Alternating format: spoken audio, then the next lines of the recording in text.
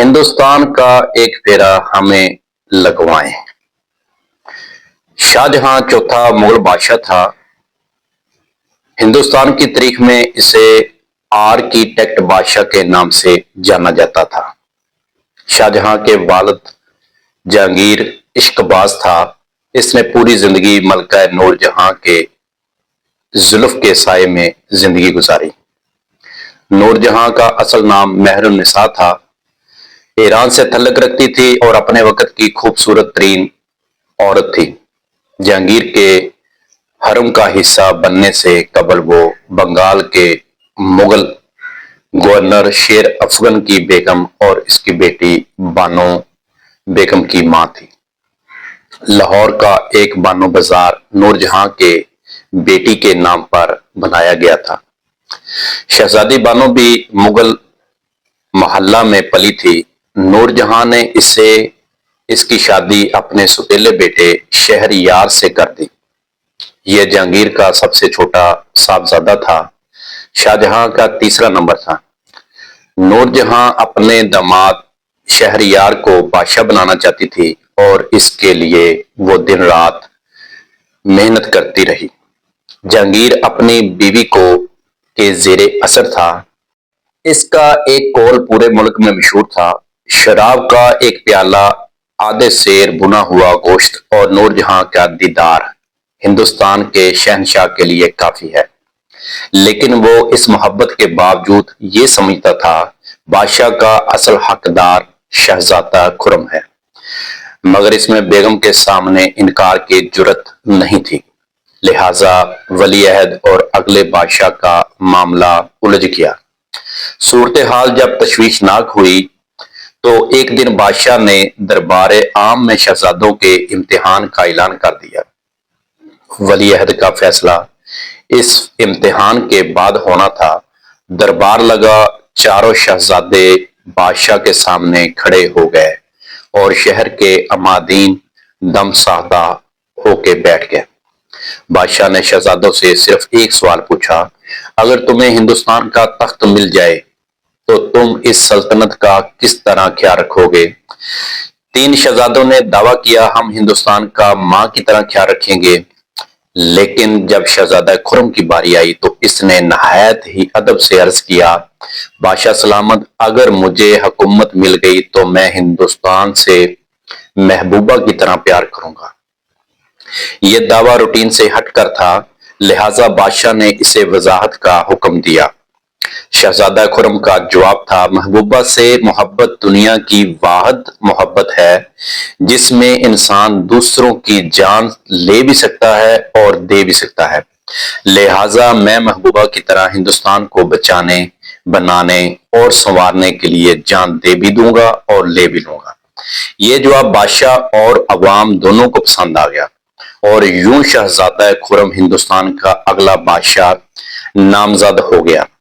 جہانگیر 29 اکتوبر 1627 کو کابل سے کشمیر جاتے ہوئے آزاد کشمیر کے علاقے بھنبر میں فوت ہو گیا۔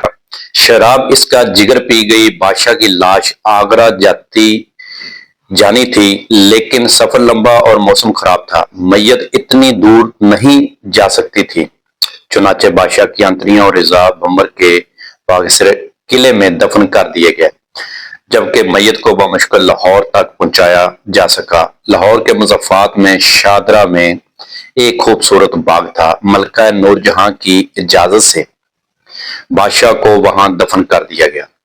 شہزادہ خرم اس وقت آگرہ سے دور تھا۔ نور جہاں نے اس کی غیر موجودگی کا فائدہ اٹھاتے ہوئے شہریار کو بادشاہ بنا دیا۔ شہزادہ خرم فوری طور پر دارالحکومت پہنچا، شہریار کو گرفتار کیا، اس کا سر اتارا اور ہندوستان کا تخت سنبھال لیا۔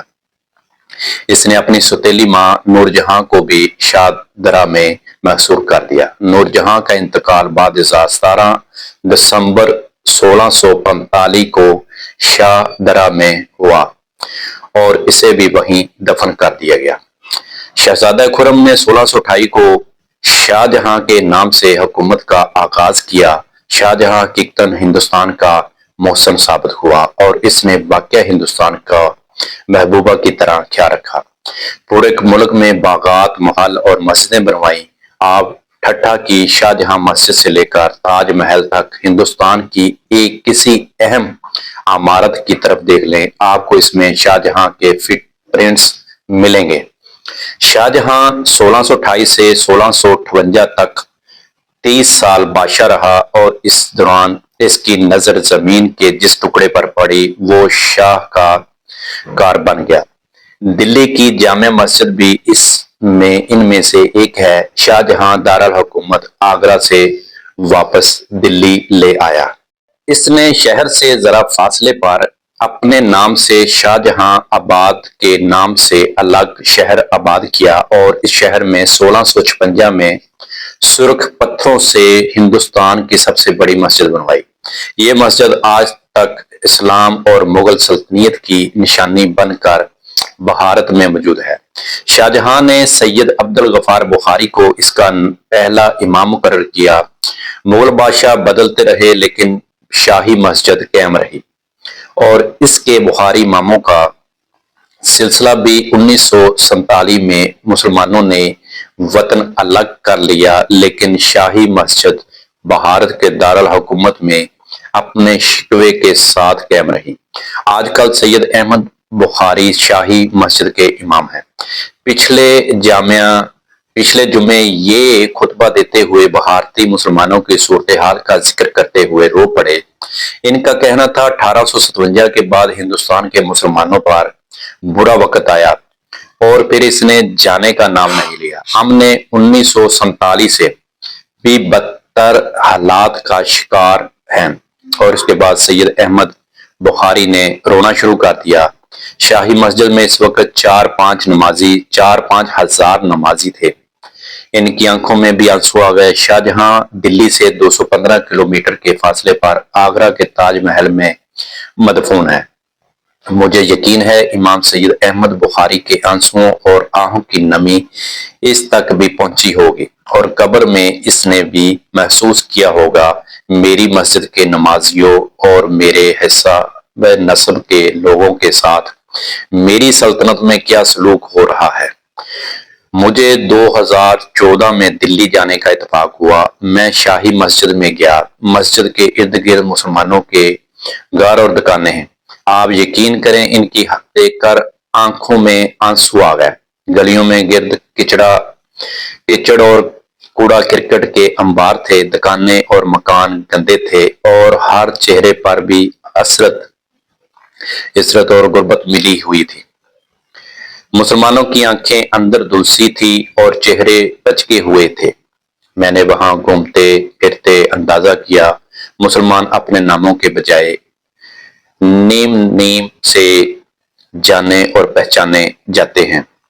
میں نے جس سے بھی پوچھا اس نے اپنا جامو، رامو، میمو، شامو اور لیلو بتایا۔ میرے ساتھ میرے ایک سکھ دوست بھی تھے۔ یہ دلی وال ہے۔ ان کے بزرگ تقسیم کے وقت پشاور سے نکل کر دلی میں آباد ہو گئے۔ سردار صاحب اردو، پنجابی، پشتو تینوں زبانوں جانتے تھے۔ میں نے ان سے مسلمانوں کے نک نیمز کی وجہ پوچھی تو انہوں نے عجیب داستان سنائی۔ ان کا کہنا تھا مسلمان بھارت میں خود کو محفوظ نہیں سمجھتے، لہٰذا یہ مسلمان ناموں کے ساتھ ساتھ اپنے کامن نام بھی رکھ لیتے ہیں۔ ان سے ان کے مذہب کا اندازہ نہیں ہو سکتا۔ یہ اگر اپنا نام محمد بتائیں گے تو پکڑے جائیں گے، لہٰذا یہ ایک دوسرے کو میمو کہتے ہیں۔ اسی طرح یہاں عمر، جہانگیر، گرو اور زینب زینو بن جاتے ہیں۔ آپ یقین جانیں میں اس کے بعد دیر تک گلی میں پھرتے مسلمانوں کو دیکھتے رہا اور ان کی بے چارگی پر افسوس کرتا رہا۔ میں نے اس کے بعد امام صاحب سے بھی ملاقات کی۔